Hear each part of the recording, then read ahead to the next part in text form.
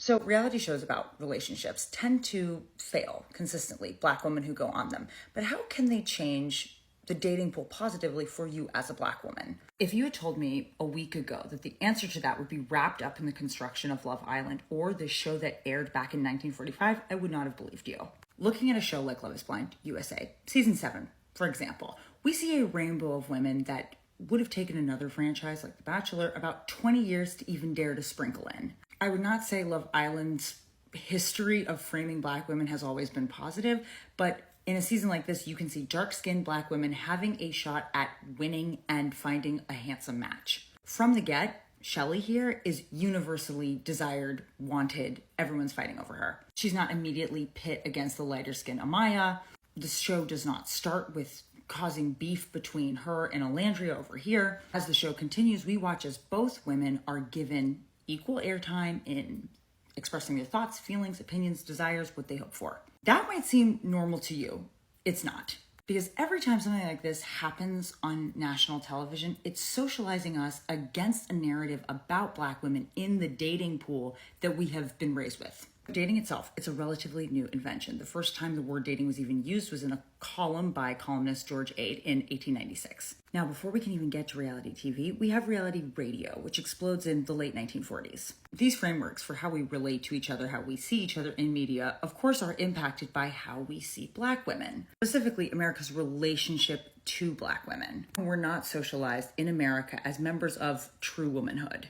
Black women initially existed in the American state for the purpose of creating economic profit for people who own them. So the social story around this class of women is that they're tougher, they're hardier. They were accessible for forced and coerced sexual economic exploitation. Any positive, universal representation that you see of Black women as good partners and wives that are acceptable to anyone in society is a recent phenomenon that is only a couple decades old.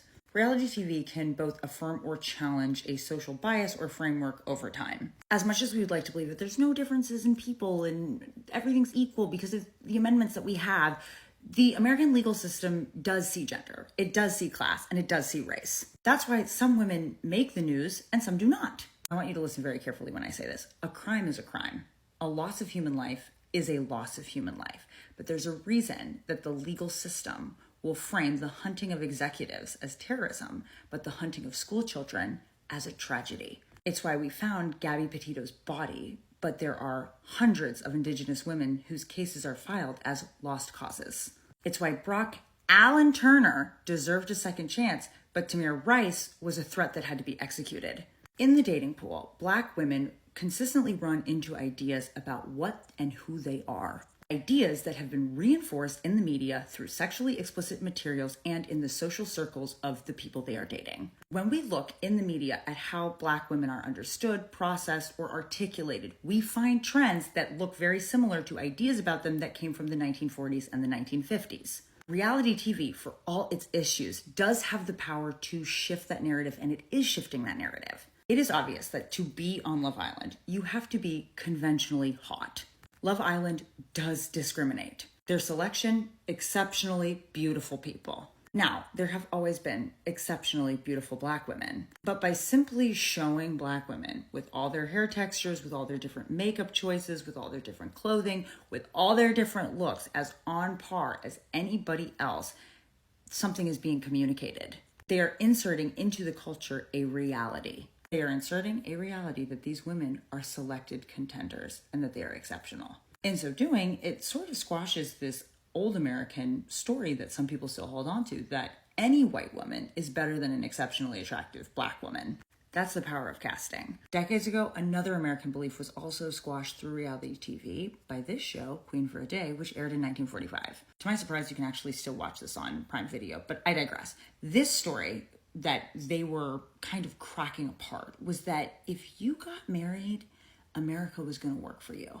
All you need to do, create a nuclear family system, don't be a dreaded single woman, it's all going to work out. The system will work in your favor. In the Pulitzer Prize winning Q the Sun, a book by Emily Nussbaum about the invention of reality TV, she details how this show kind of broke open this script that American housewives were fine and okay. In a very dystopian way, housewives would come onto the show, they would detail their sob story, with tears, and there was a clap-o-meter. Depending on who clapped the most for who determined the winner. She would be crowned queen of the day. That woman would be showered with corporate-sponsored gifts and money. This was huge because mass media was platforming the misery and isolation of domestic housewives in America. Norman Rockwell who? Shiny happy people where? This was about women who had followed the script and it had failed them. Cheating men had failed them. American capitalism had failed them. These tears, once hidden, were now the key to winning the show. It would take decades for the American Housewives' work to actually be appreciated, and it still isn't. But reality shows like this one, like Secret Lives of Mormon Wives and even Farmer Wants a Wife, they reveal cracks in the entire story about the trad wife. Ironically, unscripted television is one of the best ways we can look at the social scripts we are asked to live and die by. It can give an otherwise unknown voice a shot at explaining what it's like to be them in their place in society. What we see on Love Island is something akin to what Queen for a Day did. We see Black women being treated like romantic and social equals. Outside of the villa, the American society in which these women move about is created by a legal system that has historically not even seen Black women as a political entity. Their hopes, their needs, they're typically invisible even in anti-discrimination law.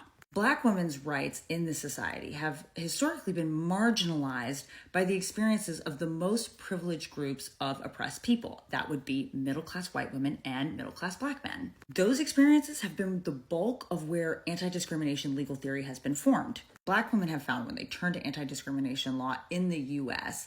that their cases have either been not taken seriously or dismissed because of the fact that they are both Black and female. This is because of how anti-discrimination law has functioned. This double bind that courts refuse to contend with is where Dr. Kimberly Crenshaw was able to coin the term intersectionality in the first place. It's this unfortunate, nerdy legal history that has set the groundwork for the actual experience that somebody has in society. If anti-discrimination law has historically not even worked that well for Black women, how can we create a society in which they are socially respected and seen and valued? It can't, and that's why we need intersectionality. There are a number of Black women who to this day find themselves having an experience on the dating apps where the algorithms serve them up to men who are still sorting the women and their matches into women that are for sexual adventures and fetishization and women that you date and bring home. When you look at the history of media and you look at the history of law, you realize Black women have only just begun to articulate what we need in this country